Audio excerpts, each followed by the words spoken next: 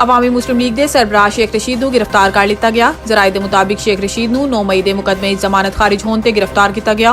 जराए का कहना है कि शेख रशीद नूं अदालत तों गिरफ्तार किया गया। इन्हां दे खिलाफ हसास इदारे के दफ्तर च हमले का मुकदमा दर्ज है। जराए के मुताबिक इस केस च शेख रशीद नूं पहले भी गिरफ्तार किया जा चुका है। एक शख्स नूं चौथी बार मुसलत किया गया ते आवाम नुकसान उठाएगी।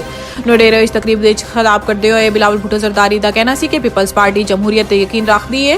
साजिश की जा रही सी कि एक बार फिर वन यूनिट कायम किया जाए। असी मिल के साजिश नूं नाकाम बनाया।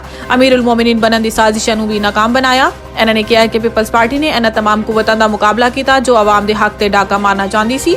चेयरमैन पीपी ने तकरीब नाल खिताब विच कहा है कि अगर फरवरी 8 के इलैक्शन एक बार फिर एक शख्स नूं साढ़े ते वजीर आजम मुसलत किया गया तो ऐसा नुकसान आवाम उठाएंगे। तुसी मेरी आवाज़ नुमाइंदा बन के घर घर पहुंचनी है।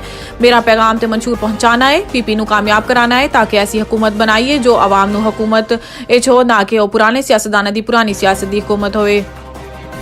8 फरवरी नूं सिर्फ शेर धाड़ेगा, घुसबैठियां नूं उठा के बाहर फेंकांगे। लाहौर इच खिताब करते हुए इन्होंने कहा है कि गजूमा ताला तुहाडा बहुत शुक्रिया करदी हां कि तुसी भरपूर इस्तकबाल किया। तुसी मेरा चुनाव किया जिहदे ते तुहाडी शुक्रगुजार हां। शेर नूं फतेहयाब कराओ, वादा करदी हां खिदमत इच दिन रात एक करांगी।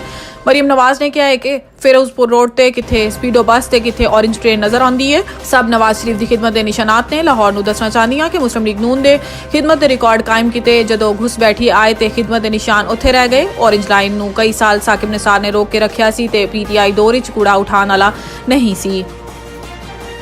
गैर शरई निकाह केस इमरान खान ते बुशरा बीबी ते फर्द जुर्म आयद। सीनियर सिविल जज कुदरतुल्ला ने अडियाला जेल समात की। अदालत ने गैर शरई निकाह केस की मजीद समात 18 जनवरी तक मुलतवी कर दी। गुज़िश्ता रोज़ बानी पीटीआई ते बुशरा बीबी के खिलाफ गैर शरई निकाह केस फर्द जुर्म आयद नहीं हो सकी सी ते अदालत ने कार्रवाई अज तक मौखर की सी।